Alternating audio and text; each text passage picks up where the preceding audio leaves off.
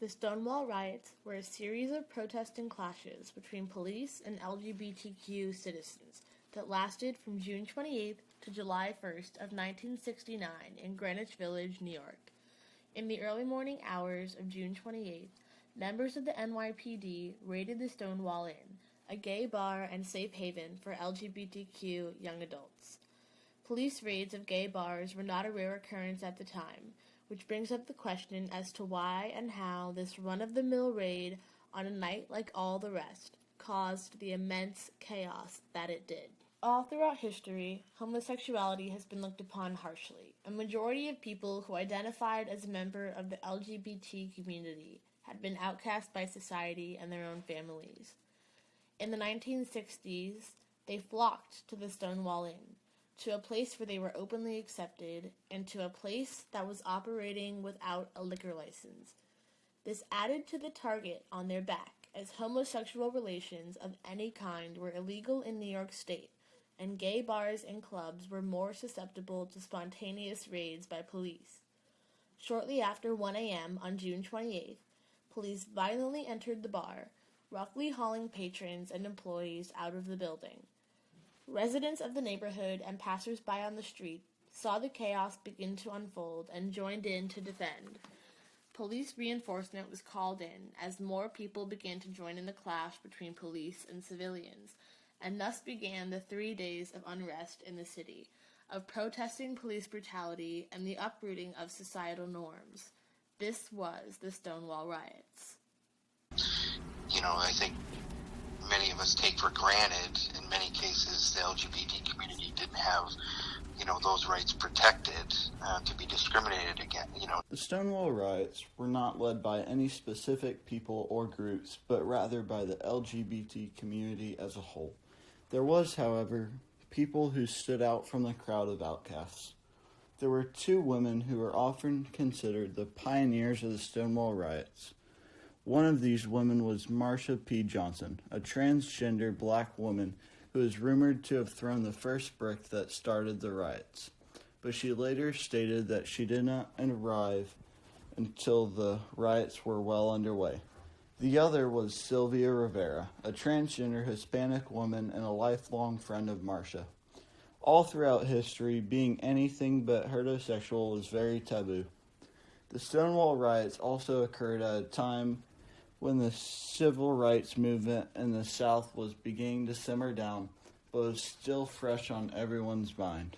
The fact that these two women were transgender as well as women of color made their roles in the riots much more significant. I'm going to always be at the forefront of the HIV and AIDS fight. I love it. We come a long way. We still got a long way to go. But I will continue to do what I can to help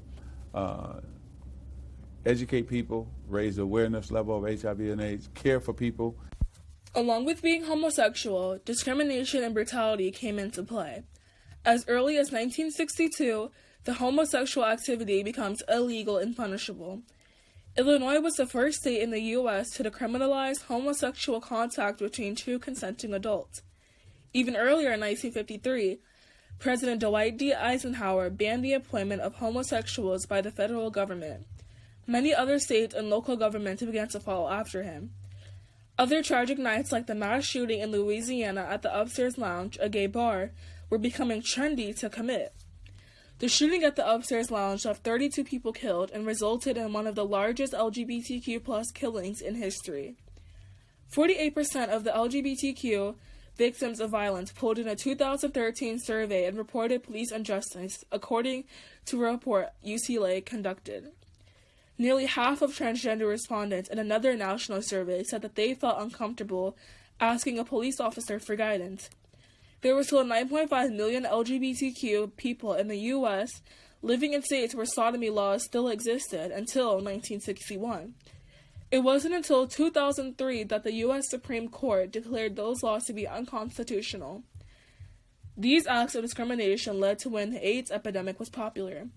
Many homosexuals conceived STDs such as AIDS and HIV. People in the 1960s to the 1990s thought that this illness was airborne and contagious. Due to this belief, citizens wouldn't touch, talk to, or even look at homosexuals because they were afraid that they would get the STD as well. LGBTQ plus people were often declined jobs, exiled by the world, and shunned as if they themselves were the disease. The Stonewall Riots paved way for the next decade in terms of LGBTQ rights. Significant progress had been made in the years following the riots. LGBTQ activists had secured protections against discrimination in certain towns and cities, as well as a few statewide protections. By the year 1980, around 24 states had decriminalized sodomy, and some were beginning to push for the legalization of gay marriage.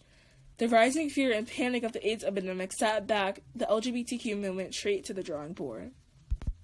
During the year of 1964, we arrested 3,000 homosexuals who committed their lewd acts in public places. I can state conclusively that the problem is growing. I'm concerned with the moral atmosphere in the community, and I'm opposed as a matter of principle. I'm a country boy, I guess, because I couldn't believe this. I mean, I didn't know this was a problem over here, or at least I didn't think anybody'd have a sign out about it. If any one of you have let yourself become involved with an adult homosexual, and you're doing this on a regular basis, you better stop quick, because this is one thing you cannot get away with, and the rest of your life will be a living hell. Along with being far from accepted by society, most people in the LGBT community faced violence and discrimination at the hands of the police.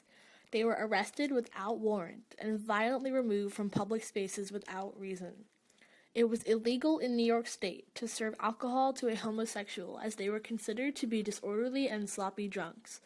The members of the LGBT community were not protected by the people being paid to keep them safe.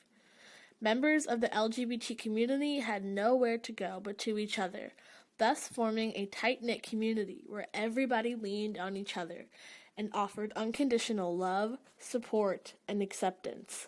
Most Americans are repelled by the mere notion of homosexuality. The CBS News survey shows that 2 out of 3 Americans look upon homosexuals with disgust, discomfort, or fear. Jimmy didn't know was that Ralph was sick, a sickness that was not visible like smallpox, but no less dangerous and contagious, a sickness of the mind. You see, Ralph was a homosexual, a person who demands an intimate relationship with members of their own sex. Though the gay rights movement didn't start at just the Stonewall Inn, the uprising was marked as a turning point. Organizations such as the Manhattan Society gave way to groups like the Gay Liberation Front and the Gay Activist Alliance. Just like the organizations, many events popped up in result. Parades such as the Christopher Street Liberation March took place on the anniversary of the Stonewall Riot.